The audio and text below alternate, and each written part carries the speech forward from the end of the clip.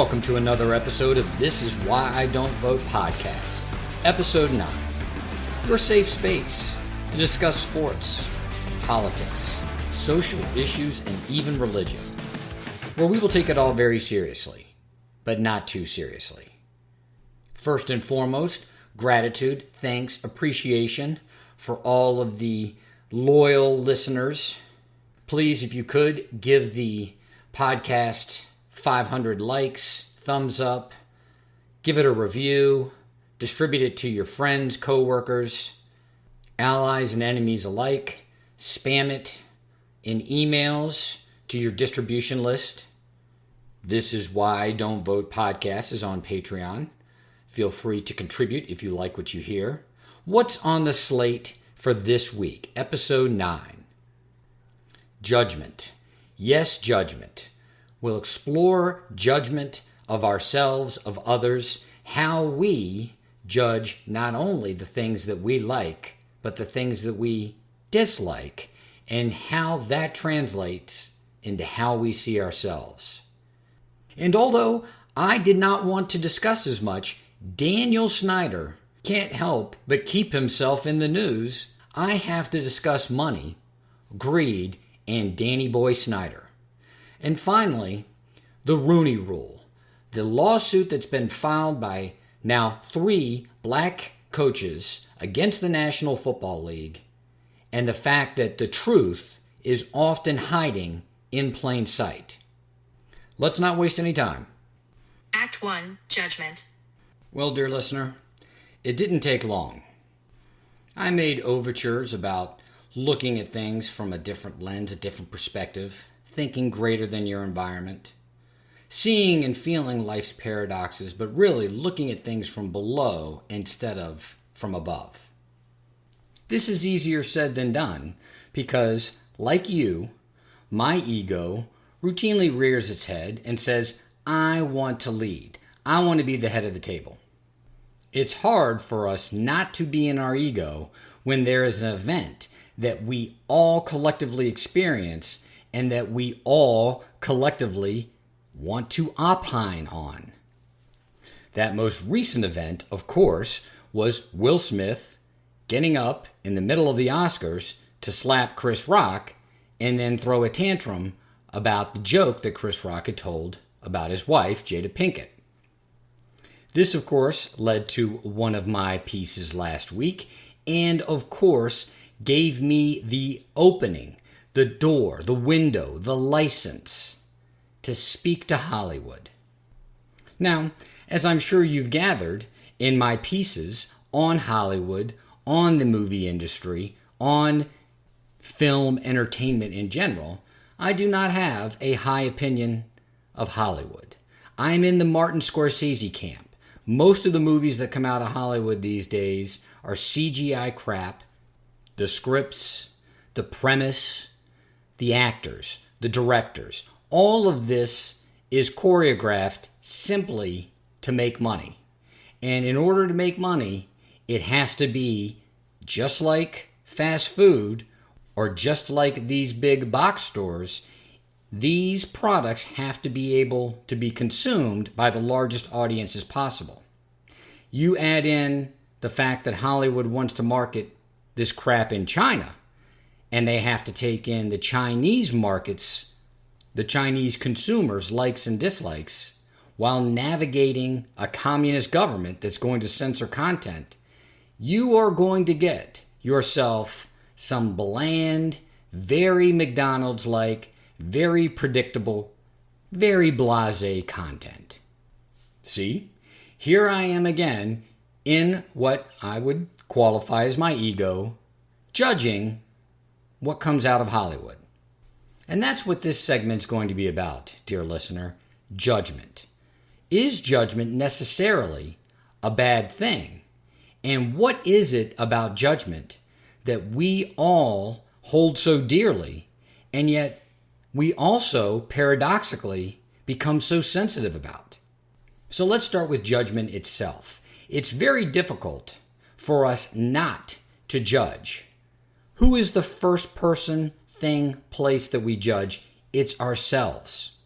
We are always judging ourselves.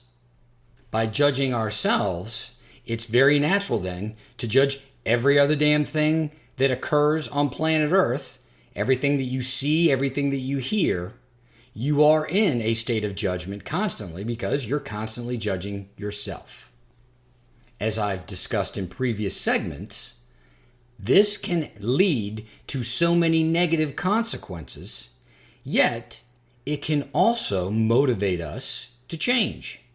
No one is going to change because someone in Hollywood makes a woke movie about gender or racial or religious issues. People change from self-motivation. That self-motivation can be qualified as judgment, can it not? We want to make positive changes and that it's all in a spirit or in a vibration of love and positivity, but, and I mean that word specifically, but, in contrast to, in difference of, but, what are we looking at? What are we seeing? What are we hearing when we want to make a change? Something is wrong. We aren't satisfied.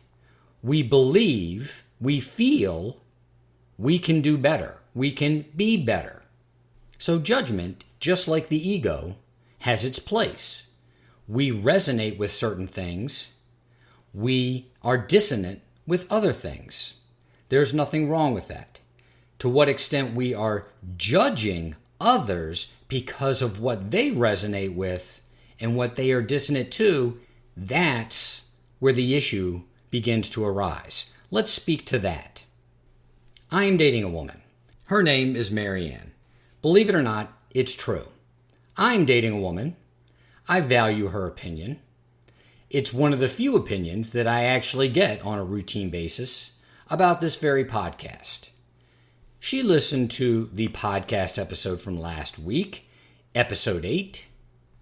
I asked her about her opinion. Now, in the past, I'd gotten different opinions about different segments within the 40, 50, 60 minutes of each episode. Certain things would resonate with her or would be dissonant with her. She would raise these as, I like this, want to ask you about that, don't think you're right here, what have you. In discussing episode 8 of season 2 of This Is Why I Don't Vote podcast, she stated very simply, I felt judged. I felt judged. I like those Hollywood movies. I like those CGI blockbuster Hollywood movies. She went on to say, I have a son who wants to be an actor. So he is going to enter into what is the world of Hollywood, whether you believe it to be a cesspool full of demented people living these narcissistic illusions of a life, or whether you believe it's people dedicated to a craft in order to entertain others in an art form that dates back to the ancient Greeks. At its essence, theater. Well, I had to sit with that this person that I care about feels judged because I was judging Hollywood. Now, I was not judging her in my mind. I was judging Hollywood. And what has come through me as I've reflected on it is we hold dear the things that we like, the things that we resonate with, such that when people judge those things, we feel they are judging us. We do not see it as someone can have different tastes, different likes, can resonate with different things. We feel like when the things we resonate with, therefore we care about, are being judged, judgment is being passed on us. It reminds me of a brilliant line from a brilliant movie, High Fidelity with John Cusack. A while back, an Barry and I agreed that what really matters is what you like, not what you are like. Books, records, films, these things matter. Call me shallow. It's the fucking truth. Call me shallow. It's the fucking truth. Books, films, records, these things matter. It's not what you are like, it's what you like. Now, in the context of this brilliant movie, this was how people interact when they are flirting with one another and they're developing chemistry. What I propose to you, dear listener, is this isn't simply how people build chemistry with one another, whether it be physical, emotional chemistry between two people that are sexually attracted, or even the friendships that we build, that we develop over the course of time. This is how we identify with our inner being. This is how we see ourselves. That ego, that psyche, sees itself as the things that it holds dear, that it has an affinity for, that it resonates with. It is hard for any one of us to hear the things that we love, that we cherish, that we hold so dear. It is hard for us to hear these things criticized because we then feel like we are being criticized. It is hard to hear these things being judged because we feel like these people are judging us. And let's quickly take a step back from that. Are we the things that we identify with? Is that who we are? Is that the essence of what we are on this dense plane of existence? The things that we merely identify with. This is the car that I drive. These are the bands that I listen to. This is the woman or the man that I'm attracted to, that I am now in a relationship with, that I am now domiciled with, that I have decided to spend the rest of my life with. Here is the food that I like. Here is the food that I dislike. I affiliate with this political party or this politician. I disdain this political party or this politician. Is this the essence of who we are? And I know what you're thinking, dear listener, because I thought the very same thing. When you state it that way, you actually have a natural resistance to that type of qualification. Of course, I'm more than the food that I like, or the bands that I listen to, the movies that I watch, the car that I drive.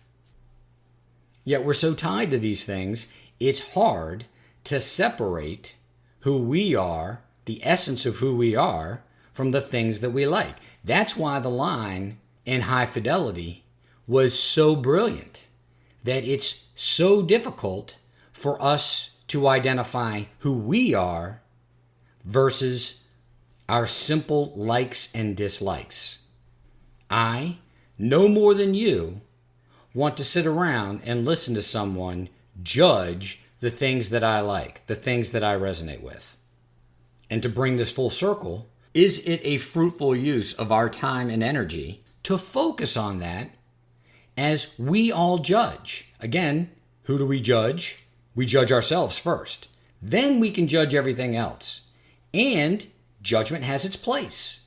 So we all recognize that there can be some value to the judgments that we exercise. We resonate with certain things. We are dissonant with other things. We avoid the things we are dissonant with. We try to gravitate towards the things that we resonate with. Yet we can't put into context that other people are going to do the exact same thing, and they may not end up in the same exact place that we do. There we go.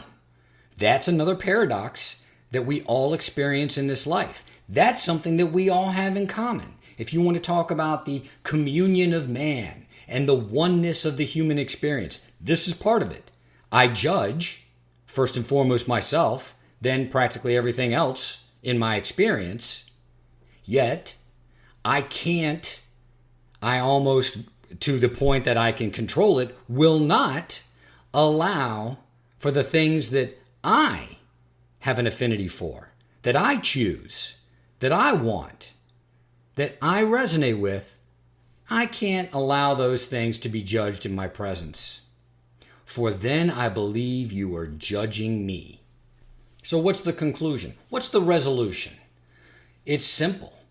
I look at all the things that I have so vociferously defended and argued about over the course of my life, and now I think, to what extent was I allowing those things to define me? And when I saw them being judged, criticized, laughed at, I felt attacked. Were they attacking me personally? Generally, no. Generally, most people in their judgment will say, this thing sucks. This song sucks. This band sucks. This movie sucks. This director sucks. That restaurant sucks. Oh, look at that car. Have you seen that car? That car sucks. What about that area? Point finger on map. That area sucks. I am now questioning how many times after being in a situation like that I drew the person into judging me because I liked those things. Not to say that they were necessarily judging me when they said, that band sucks. I immediately jumped in. Think about this, dear listener. Think about how many times you've done it as well. You jump in and you say, I like that band. I like that restaurant. That was a great movie. You are really creating a forum. You are inviting that person to then defend their judgment and judge you. That person judged thing. You interject, I like thing. That person then can easily bridge the gap to, well, then I'm judging you. Can we separate the people from their preferences? It's not what you are like, it's what you like. Books, movies, records.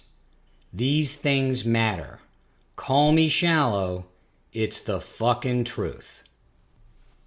I'm going to forgive myself, to the extent that I even need to, for judging others based on their preferences, based on the things that they like, the things that they dislike.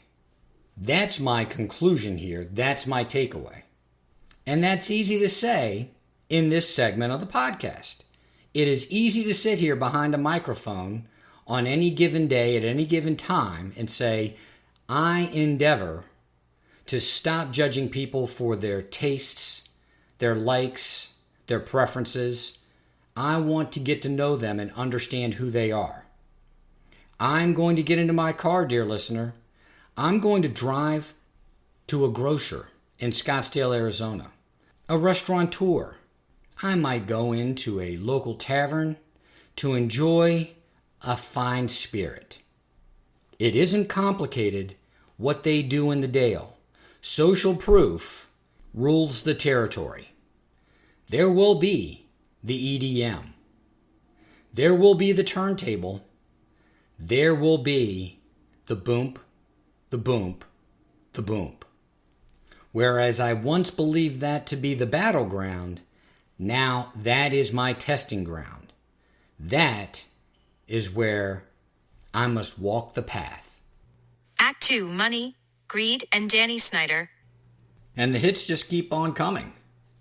In episode 6 of this very podcast, I had a conversation with 3 close compatriots, with 3 close friends, who, all in the District of Columbia, Maryland, Virginia area, as it is called in said area, the DMV, each and every one of us with a history concerning the Washington football team.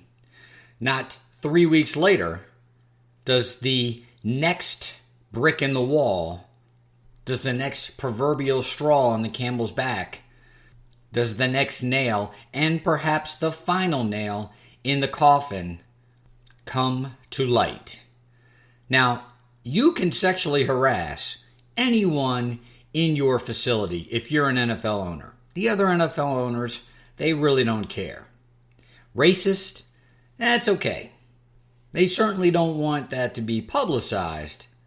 They want it to be swept under the rug. Is it a fireable offense? Is it something that's going to warrant an action by the other NFL owners? No. As my good friend JB said in episode 6 of this very podcast, if any owner is indicted by the other owners for such conduct, sexual harassment, racism, 4, 5, 10 other owners are now looking over their shoulders, watching their backs. That's a sad commentary on the sport. But the reality it is. So what is, you may ask, dear listener, what is that ultimate sin? The thing that the other owners would not and could not tolerate out of one of the flock of 32. Lying about revenue so that you did not have to share it with the other owners. That's right, lying to them about money. What did we learn this week from one Daniel Snyder and the Washington Commanders, the Washington football team as it were, in a congressional probe? Now, let's take a step back for a second and just ponder the fact that the Washington football team, the Washington Commanders, are such a disaster that the United States government has gotten involved and begun a probe of Daniel Snyder, the team, and the way the operation is run. Consider that for a second. This isn't a media-driven narrative anymore. This isn't an internal league probe. The United States government has taken notice of how poorly, how abrasively, how in flagrant defiance of practically every law, Dan Snyder has run the Washington football team. It was in this probe that's being run by, I believe, the House of Representatives that a whistleblower, if you will, disclosed that the books, for all intents and purposes, were cooked. That Daniel Snyder had 2 sets of books. That one set of books actually reduced the amount of ticket revenue that the stadium, that the team was bringing in during its football games. Now, why is this important? I did not know this. I think this has now come to the attention of the sports public at large, and because now this story is beginning to blow up, the general public. The NFL owners share ticket revenue for every game.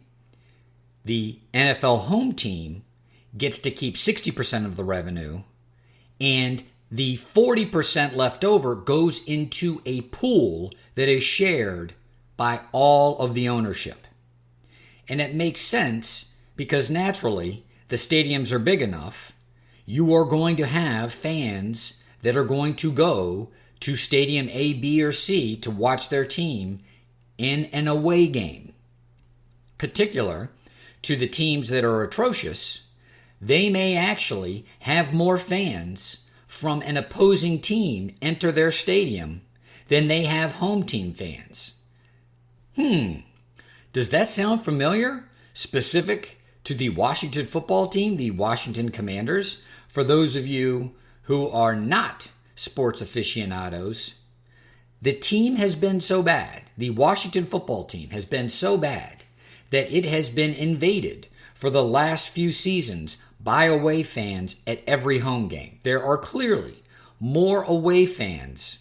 There are more fans of the other team, the team visiting the Washington football team stadium in the stands, than there are Washington football team fans. It is audibly the case. It is visibly the case. When teams are this poor and they perform as such on the field, it makes sense that the owners can help achieve balance, reach some level of equilibrium, so that all of the owners are sharing equally in the revenue, whether that team is extremely popular and populating its stadium with its home fans, or whether that team is atrocious and has more away fans in the stands than it does home fans. It's just a way of achieving balance. Daniel Snyder, as owner of the Washington football team, loves and appreciates the concept of balance, as long as that balance completely and totally favors him. And that brings me to my point about this entire situation. We all have to come to terms with our relationship with money. Our relationship with money is one of the most important relationships that we're going to have in our lives. Our relationship with money governs how we often relate to members of our family, to our significant other, to our children, to our friends. Money, particularly as it is accumulated, as it grows, often has a more destructive or negative consequence to relationships than it does a positive or a constructive consequence. Money begins to dominate our thoughts. It begins to govern our actions. As much as Daniel Snyder, in his own mind, may believe that the actions that he's taken for the course of 20 years have been in promoting the interests of the Washington football team, in trying to make it a world champion, in trying to make it a world-class organization, his subconscious, his unconscious desire to increase and grow wealth and then do what? Put basically walls around the money that he's accumulated. It has led him to one disastrous decision after another. As I stated on the podcast last season, if a story came out that Daniel Snyder sacrificed puppies to the altar of greed, no one would blink an eye. This is akin, this keeping two sets of books, stealing money from his own partners in his business. This is akin to sacrificing puppies to the altar of greed. And although none of us want to admit it, because we're all part of the corporate infrastructure, the corporate fabric in this country, the response by most corporate stakeholders to being stolen from is no different than the mafia.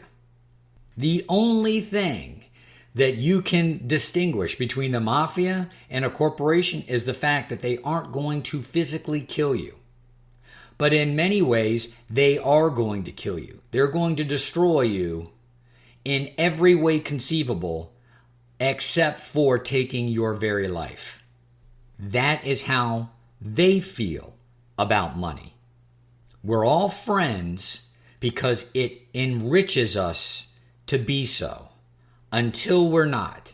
And when we're not, then we will do the most ruthless things to one another that we can possibly conceive. The friendship, the tie that bound these 32 owners was money. And Daniel Snyder broke that sacred bond. I've looked at some of the commentary, I've read articles. There is still some notion that this is not the case, that Daniel Snyder did not do this. I'm going to accept this as true until it is proven otherwise. Daniel Snyder is guilty until proven innocent. He has earned this distinction over the course of 20 years. I do, though, want to speak about our relationship with money and how Daniel Snyder is a great example of how it can go so wrong so quickly when it comes to greed. We all worry about money. All of us. Even someone with as much money, with as much power, with as much standing as Daniel Snyder. Clearly, a lot, a ton, more than he could ever spend, it's still not enough. When you look at it from that perspective, when you see it from below instead of above, instead of looking down and judging him, which I just did for the past 10 minutes, and I don't regret it whatsoever.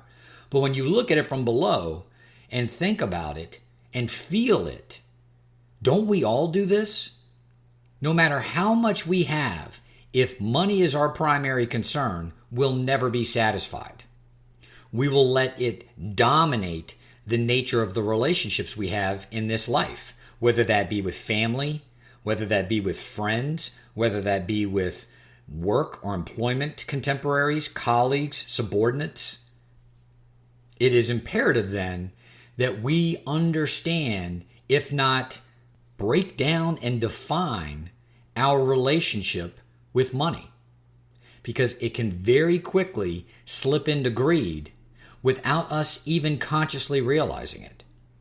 We see this happening over and over again, and we often don't realize how lucky we are to see these life lessons and to appreciate what we have, what money means to us, how we can put money into perspective, as it isn't the only thing that has meaning for us, though we rarely ever do. And I'm as guilty of this as anyone.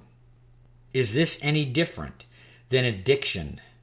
Is it any different than an addiction to a hardcore narcotic, heroin, cocaine? Is it different than an addiction to food? Is it different from an addiction to caffeine?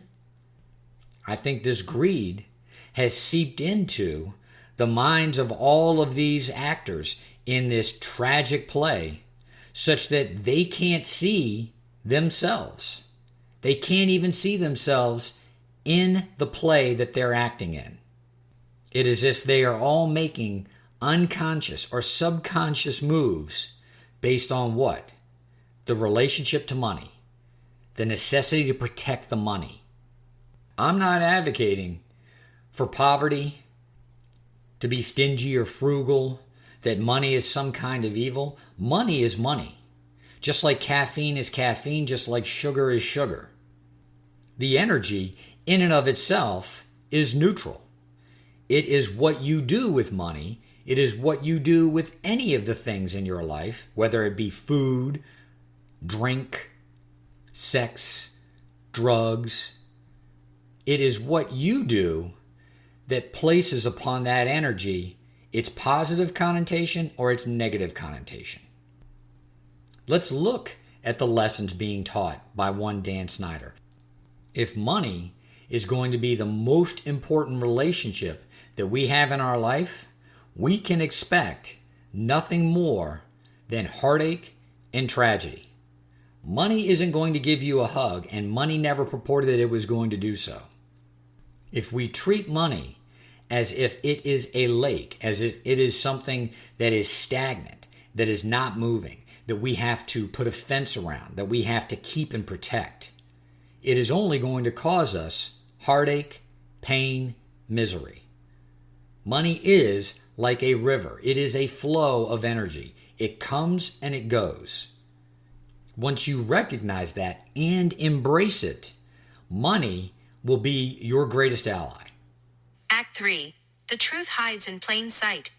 As most of you know, the NFL is being sued by now 3 black coaches, claiming, among other things, that they were never given fair shots at being hired as NFL head coaches, that their participation in the interview process was a sham. As a divorcee to an NFL team, as someone who's watched the NFL for decades, in my mind, this is of course the truth. In fact, I thought that the entire interview process for most NFL teams was in itself a sham. This notion that NFL teams interviewed candidates and by way of the strength of the interview of each of those candidates, then selected a candidate, I thought it was all nonsense. I still think it's all nonsense. It is verifiably now nonsense. So that begs 2 questions. Why do I believe that this is the state of affairs, that this is the truth? And what is this verification that it is in fact the truth?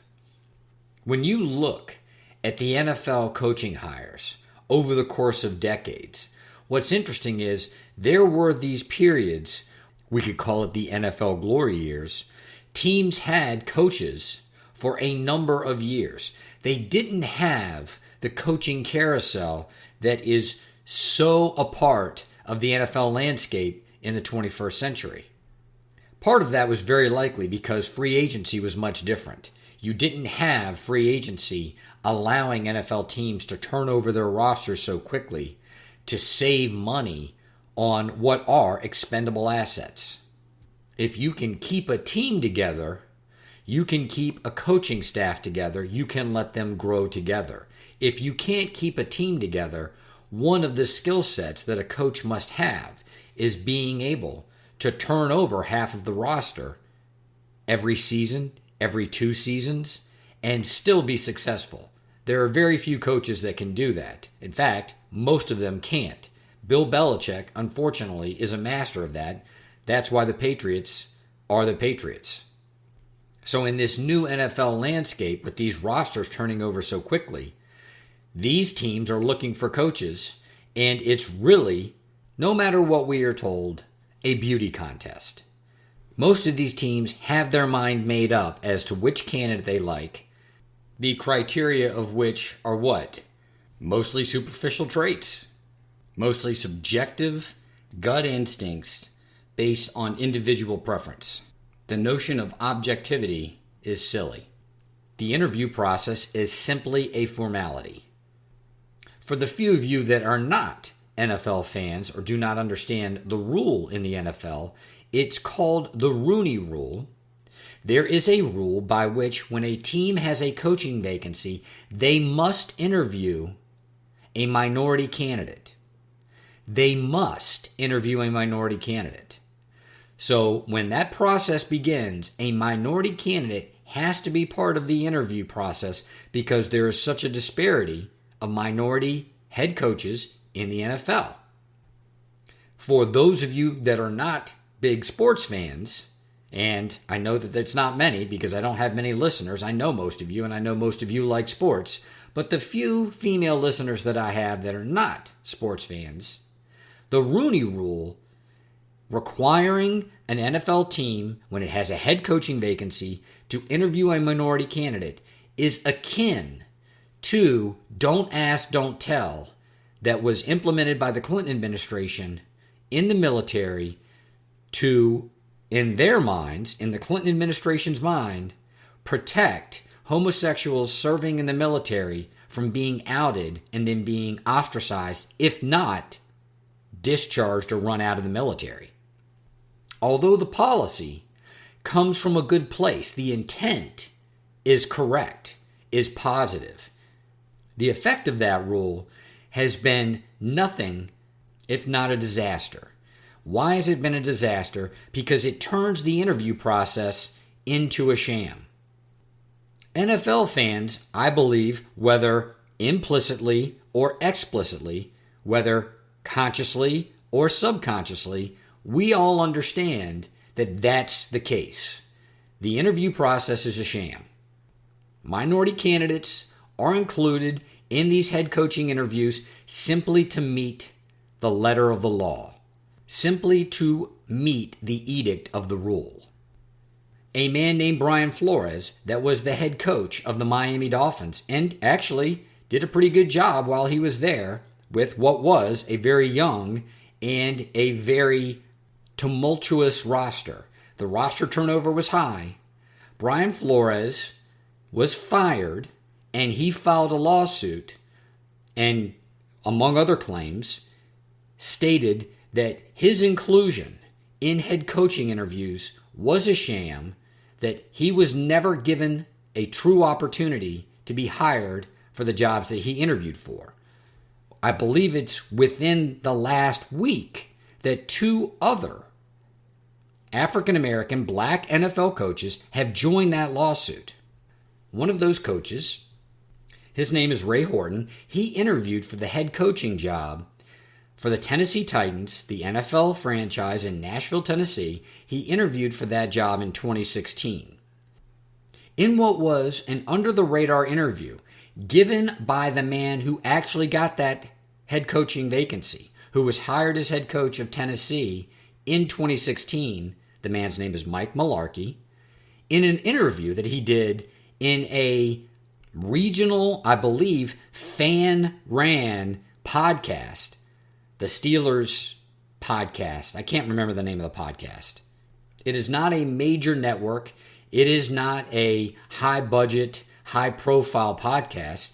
In this, what we'll call regional fan podcast for the Pittsburgh Steelers, Mularkey was asked if he had any regrets about his coaching career, and he said, "I was told before the interview process began by the owner of the team and the general manager that I was going to be the next head coach. I knew I had the job." Yet, the interview process went forward. I knew the other coaches that were being interviewed, and I knew how hard they worked to prepare for those interviews, and I knew it was all for naught, that it was a pure, unadulterated sham. They weren't going to get the job. They were spending all that time, effort, energy for nothing. The job was mine. In fact, that's what happened. Mike Mularkey was hired, and that was something that he claimed he regretted as part of his coaching career. Now think about that. Nothing on the field. He didn't come out in answering that question and say, "I wish I had done this in this game. I wish I had prepared a different way during this part of the season. I wish I had a different type of relationship with the player that we could have been more successful on the field." His ultimate regret was going through that process, keeping his mouth shut after having been told by the team that he was the next hire, and then allowing all of those other coaches, one of which was black, to go through the process thinking that they had a shot when they had no shot. As fans, we knew this to be the case.